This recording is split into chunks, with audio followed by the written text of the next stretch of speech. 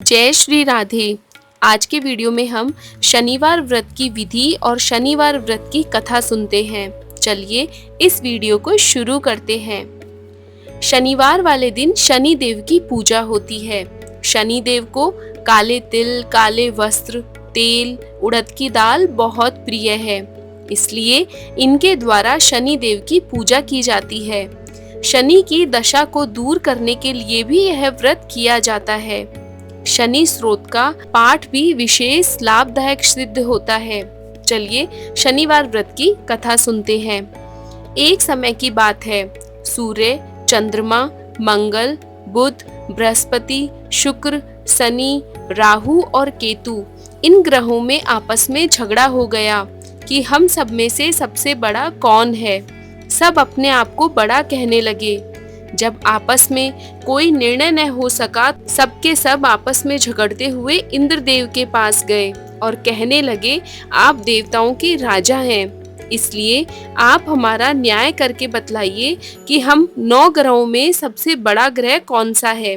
राजा इंद्र उनका प्रश्न सुनकर घबरा गए और कहने लगे, मुझ में यह सामर्थ्य नहीं कि मैं किसी को बड़ा और किसी को छोटा बता सकूं। मैं अपने मुख से कुछ नहीं कह सकता, लेकिन एक उपाय बता सकता हूँ। इस समय पृथ्वी पर राजा विक्रमादित्य दूसरों के दुखों का निवारण करने वाले हैं, इसीलिए तुम सब मिलकर उन्हीं के पास जाओ, वही तुम्हारे दुखों का निवारण करेंगे। यह सुनकर सारे ग्रह देवता चलकर भूलोक पे राजा विक्रमादित्य की सभा में जाकर बैठ गए और अपना प्रश्न राजा के सामने रखा। राजा उनकी बात सुनकर बहुत चिंता में पड़ गए कि मैं अपने मुख से किस ग्रह को बड़ा बताऊं और किस ग्रह को छोटा बताऊं। जिसको छोटा बताऊंगा वही क्रोध करेगा।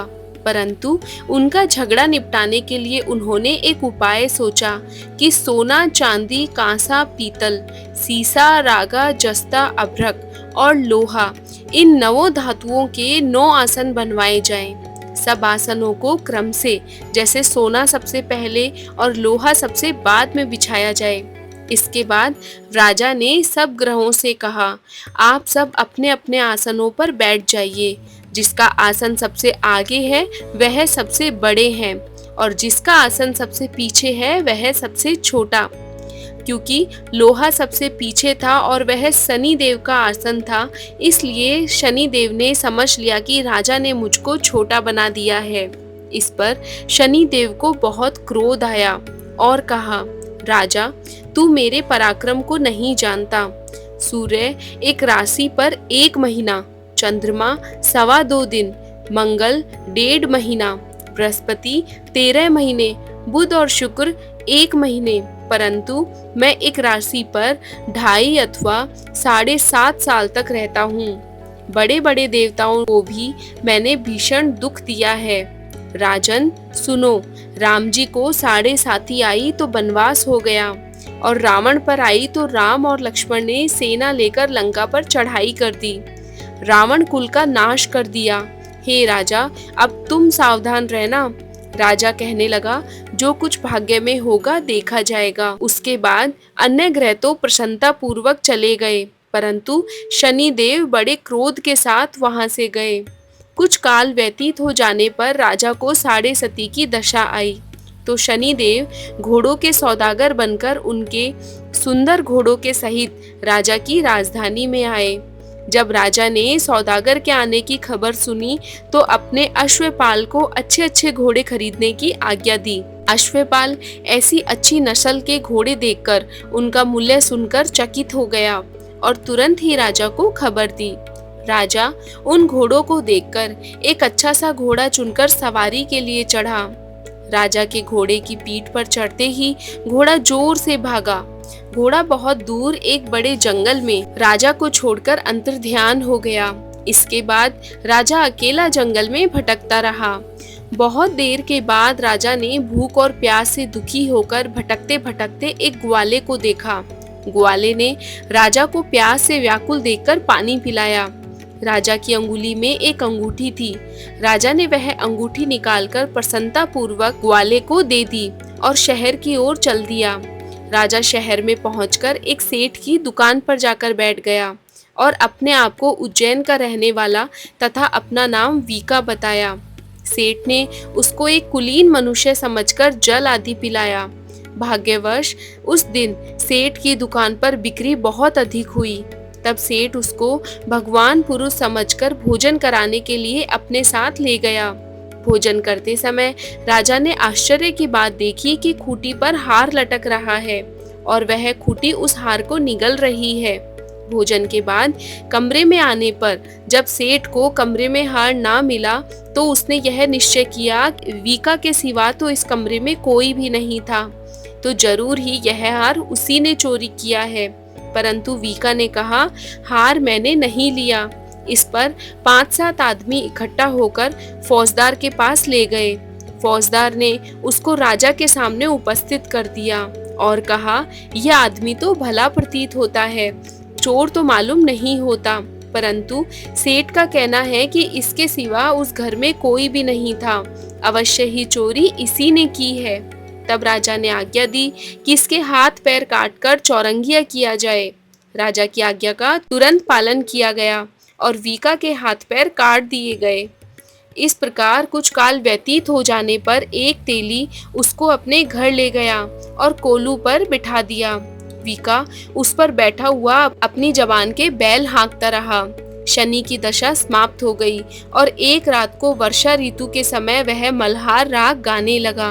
उसका गाना सुनकर उस शहर के राजा की कन्या उस राग पर मोहित हो गई और दासी को खबर लाने के लिए भेजा कि शहर में यह राग कौन गा रहा है। दासी सारे शहर में फिरती फिरती क्या देखती है कि तेली के घर चौरंगिया राग गा रहा है। दासी ने महल में आकर राजकुमारी को सब वृतांत सुनाया। बस उसी क्षण राजकुमारी ने अपने मन में यह प्रण कर लिया कि चाहे कुछ भी हो, मुझे उस चौरंगिया के साथ विवाह करना है। प्रातःकाल होते ही जब दासी ने राजकुमारी को जगाना चाहा तो राजकुमारी अनशन का व्रत करने लगी। तब दासी ने रानी के पास जाकर राजकुमारी के न उठने का वृतांत बताया। रानी ने तुरंत ही वहां जाकर राजकुमारी को जगाया और उसके दुख का कारण पूछा।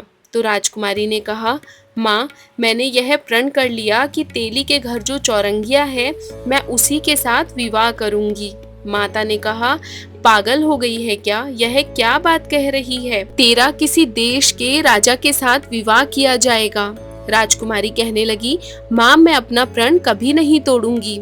माता ने चिंतित होकर राजा को ये बात बताई। तब राजा ने भी आकर समझाया, मैं अभी देश देशांतर में अपने दूत भेजकर सुयोग्य, रूपवान और बड़े से बड़े गुणी राजकुमार के साथ तुम्हारा विवाह करूंगा। ऐसी बात तुमको कभी नहीं सोचनी चाहिए। राजकुमारी बोली, पिताजी, मैं अपने प्राण त्याग दूंगी, परंतु किसी दूसरे से विवाह नहीं करूंगी। इतना सुनकर राजा को क्रोध आया। यदि तेरे भाग्य में ऐसा ही लिखा है तो जैसी तेरी इच्छा होगी वैसा ही कर। राजा ने तेली को बुलाकर कहा, तेरे घर में चौरंगिया है, उसके साथ मैं अपनी कन्या का विवाह करना चाहता हूँ। तेली ने कहा, यह कैसे हो सकता है? कहाँ आप हमारे राजा और कहाँ मैं नीच तेली। परंतु राजा ने कहा, भाग्य के लिखे को कोई नहीं टाल सकता, अपने घर जाकर विवाह की तैयारी करो। राजा ने उसी समय तोरण और बंधनवार लगवाकर अपनी राजकुमारी का विवाह चौरंगिया विक्रमादित्य के साथ कर दिया। रात्रि को जब विक्रमादित्य और राजकुमारी महल में सोए तो आधी रात के समय शनि देव ने विक्रमादित्य को स्वप्न दिया। राजा, कहो, मुझको छोटा बतलाकर तुमने कितना दुख उठाया। राजा ने क्षमा मांगी। शनि देव ने प्रसन्न होकर विक्रमादित्य को हाथ पैर दे दिए। तब राजा ने कहा, महाराज, मेरी प्रार्थना स्वीकार करें कि जैसा दुख आपने मुझे दिया ऐसा किसी और को ना दें। शनिदेव ने कहा, तुम्हारी यह प्रार्थना स्वीकार है। जो मनुष्य मेरी कथा सुनेगा या कहेगा उसको मेरी दशा में कभी किसी प्रकार का दुख नहीं होगा, और जो नित्य ही मेरा ध्यान करेगा या चींटियों को आटा डालेगा उसके सब मनोरथ पूर्ण होंगे। इतना कहकर शनिदेव अपने धाम चले गए। राजकुमारी की आंख खुली और उसने राजा के हाथ पांव देखे तो उसे बड़ा आश्चर्य हुआ। उसको देखकर राजा ने अपना समस्त हाल कहा। मैं उज्जैन का राजा विक्रमादित्य हूँ।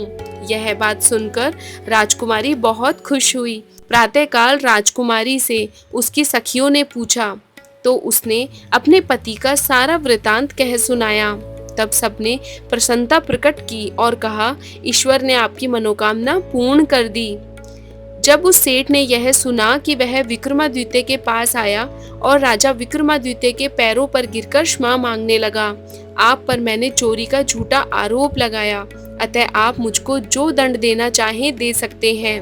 राजा ने कहा, मुझ पर शनि देव का कोप था, इसी कारण यह सब दुख मुझे प्राप्त हुआ। इसमें तुम्हारा कोई दोष नहीं है, तुम अपने घर जाकर अपना कार्य करो। सेठ बोला, मुझे तभी शांति मिलेगी जब आप मेरे घर चलकर प्रीतिपूर्वक भोजन करेंगे। राजा ने कहा, जैसी आपकी मर्जी वैसा ही करें। सेठ ने अपने घर जाकर अनेक प्रकार के सुंदर भोजन बनवाए और राजा विक्रमादित्य को प्रीति भोज दिया। जिस समय वह भोजन कर रहे थे, एक अत्यंत आश्चर्य की बात उनको दिखाई दी। जो खूंटी पहले हार निगल रही थी, अब वह हार उगल रही है।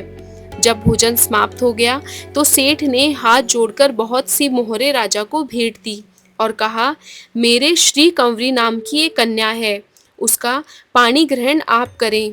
इसके बाद सेठ ने अपनी कन्या का विवाह राजा के साथ करा दिया और बहुत सा दान दहेज आदि दिया। इस प्रकार कुछ दिनों तक वहां निवास करने के बाद विक्रमादित्य ने शहर के राजा से कहा, अब मेरी उज्जैन जाने की इच्छा है। फिर कुछ दिनों के बाद विदा लेकर राजकुमारी मन भाविनी, सेठ की कन्या श्री कंवरी तथा अनेक दास दासी रथ और पालकियों सहित विक्रमादित्य उज्जैन की तरफ चले। जब शहर के निकट पहुंचे और पूर्ववासियों ने अपने राजा के आने का संवाद सुना तो समस्त उज्जैन की प्रजा अगवानी के लिए आगे आई। तब बड़ी प्रसन्नता से राजा अपने महल में पधारे। सारे शहर में बहुत बड़ा महोत्सव मनाया गया और रात्रि को दीपमाला की गई।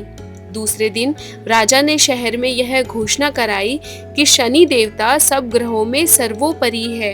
मैंने इनको छोटा बताया था, इसीलिए मुझको यह दुख प्राप्त हुआ है। इस कारण सारे शहर में सदा शनि देव की पूजा अथवा कथा होने चाहिए। राजा और प्रजा अनेक प्रकार के सुख भोगते रहे।